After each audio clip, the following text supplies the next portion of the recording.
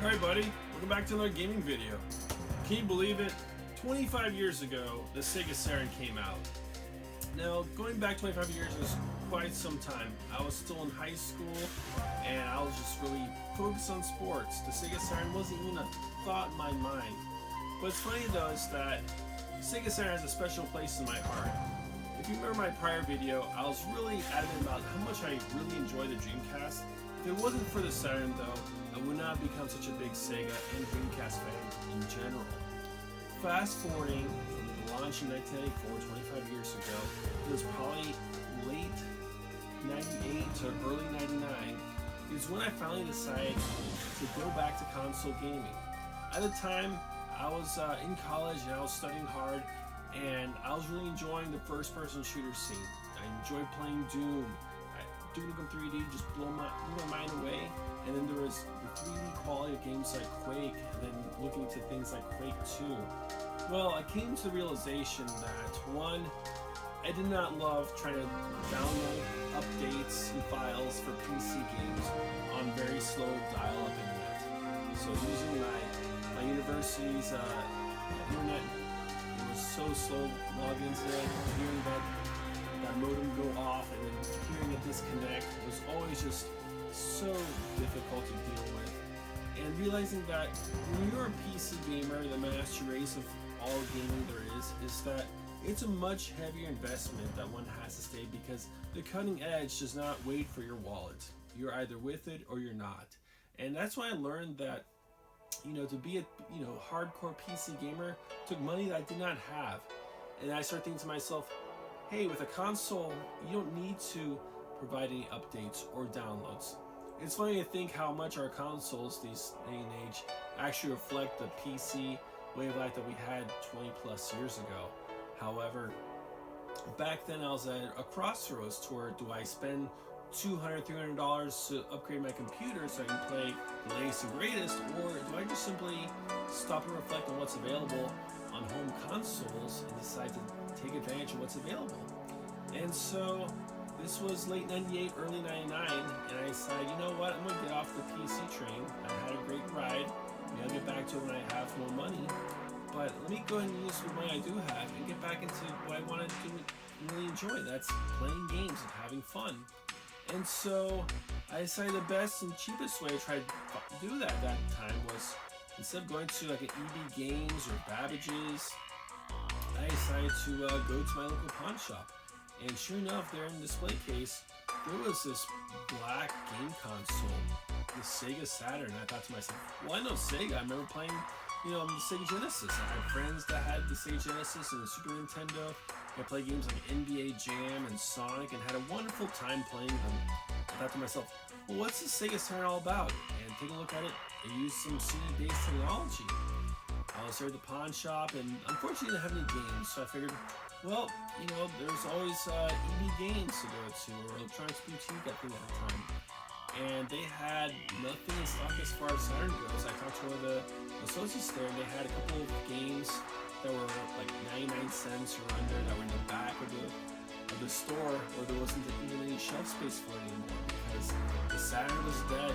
PlayStation 1 and 64 were in full gear, and the talk leading up ahead was that the Dreamcast would be coming out in September 9th of 99. And so I got a few games. I think like there was Madden 98, Madden 97, I think maybe some NHL game, maybe some World Series baseball. So your typical cheap sports games. And so I got those home, started playing with them, and thought, hey, these are pretty neat, they're pretty fun to play with. But definitely, as far as not really what really satisfied me, having come from playing first-person shooters, white knuckles gameplay, what is it that's going to get my heart pumping, my blood moving? And so we're looking for another pawn shop, see what they might have in stock, and sure enough, I found this. So funny thing was, this $4.99. This is back in 99. The Dreamcast already launched. This is already like fall 99. And so it was the pack in the 3-pack.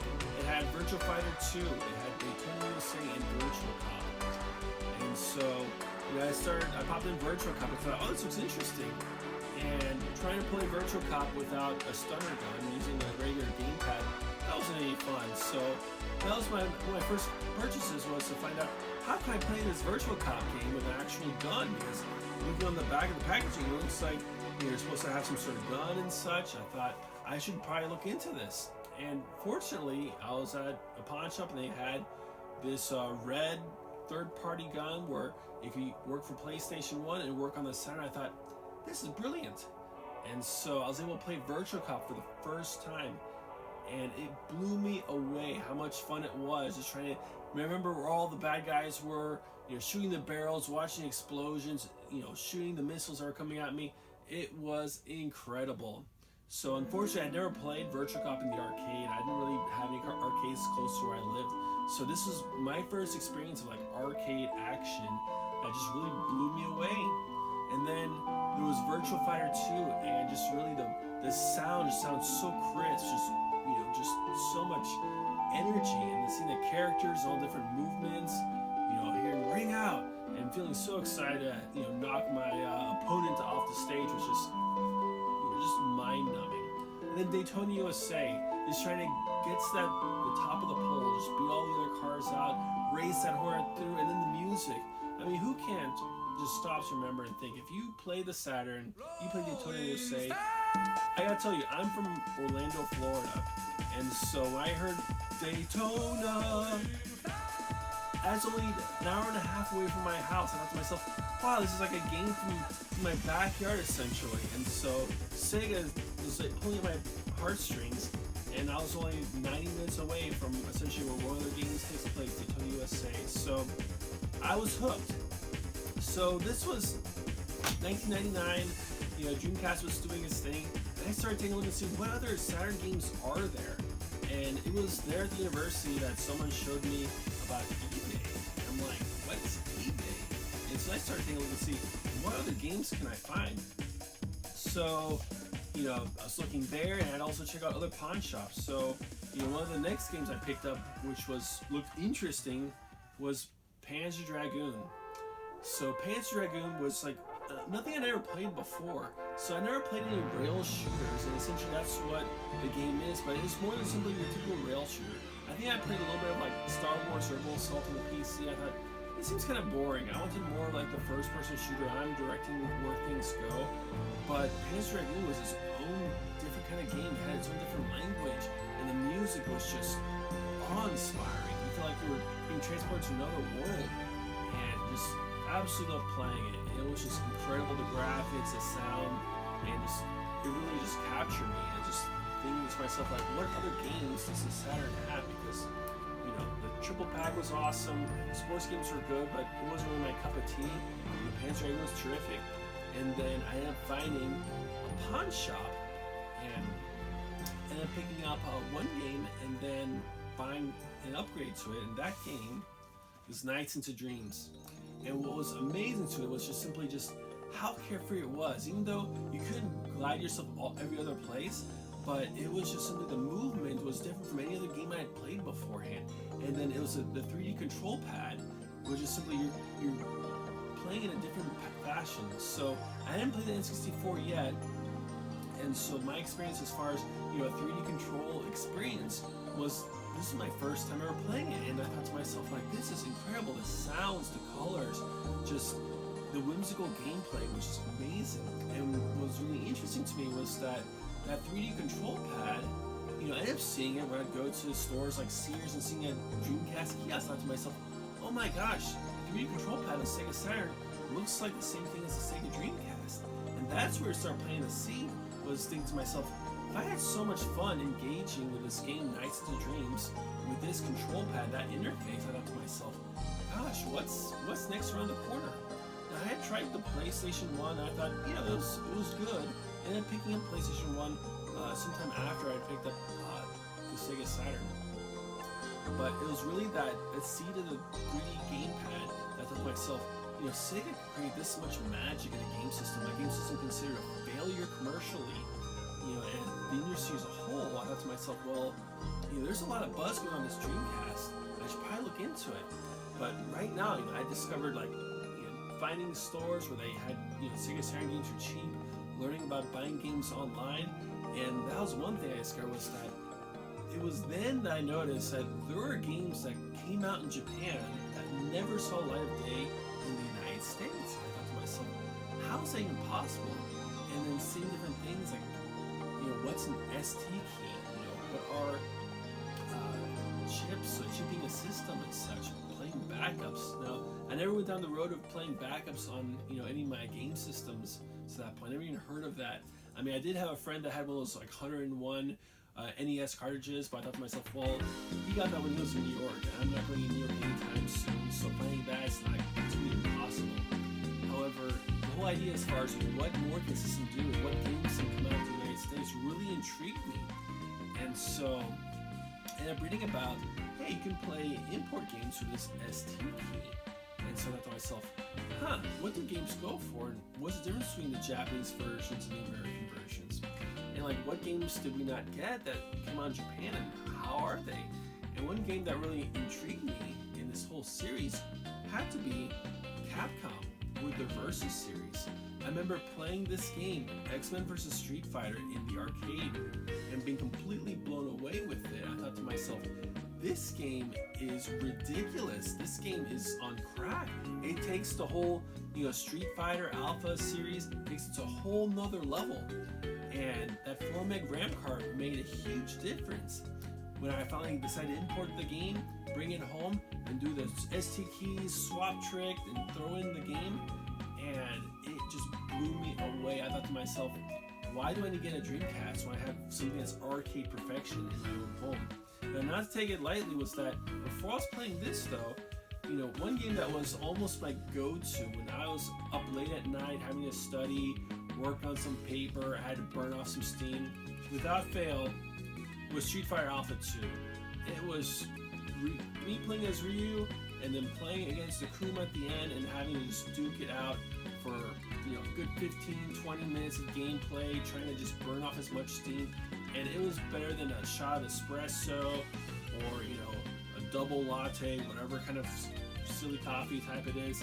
It was better than any kind of caffeinated drink I get. Was Street Fighter Alpha 2. And so the seeds were planted, and so I started getting into console gaming. Before that time, my console experience was I had a good time playing the NES, and then sports came into my life, high school years, and then I had only played a little bit of the 16-bit era, but I didn't really get into it. So essentially, the whole 16-bit era I skipped out on, and so I was coming in pretty late into the 32-bit age. And so it was then I started taking a look and seeing, hey, what other games did I miss out on? Maybe I should go back because the future is waiting for me. How about the past I might not be able to get access to? So it was there with the Sega Saturn, which laid the roots for me to become the console gamer and collector that I am today. And so I definitely tip my hat off to Sega for being such a great system to Saturn. I really wish it would have had more prosperity, more success, because I think it would have been really neat seeing some of those games that only came out in Japan, seeing them officially translated and released in the United States. Games like Shining Force 3, the second and third series of the premium disc, Dragon Force 2, all the different shooters that came out. So games like Radiant Silver Gun, Don Pachi, and the list goes on and on as far as all the great games that came out in Japan for the Saturn that we never saw here. And sadly, it was that transition when the Saturn was doing fairly well. It's still a second place system in Japan, but then the interest for the Dreamcast wasn't nearly as effective in Japan as had been hoped by Sega. So that's a chapter failing time. So definitely, if you're not a Sega fan or you're interested and intrigued and you're watching this video, thanks for stopping by. If you have a Saturn, go and fire it up, play a little Daytona, put a smile on your face, cheer up the tunes, enjoy it, because hey, it's going to be another year until the next birthday, and definitely, these games are getting harder and harder to find. My hope to Sega, someone at Sega was actually watching this video, would be, I think now's the perfect time to go ahead and make the announcement saying, you know what, the Sega Genesis Mini was a great success. Our next project is going to be the Saturn Mini. People will be questioning what is that, but the thing is that there's so much untapped potential. I'm glad that the Switch is going to see games like Streets of Rage 4, the Panzer Dragoon remake. We're seeing other games coming out that hopefully will keep pulling the strings of nostalgia, because that's one of the things that has gamer generation pressing forward. We want to see things that remind us of our past and bring up those memories of joy and happiness. So definitely say if you're watching this Saturn Mini, you'll have my pre-order. So this is Kermit the Gaming Hermit. Thanks for stopping by. If you like what you saw, go ahead and subscribe. Click the bell for notifications. Put a thumbs up if you liked it, and I'll see you next time. Take care.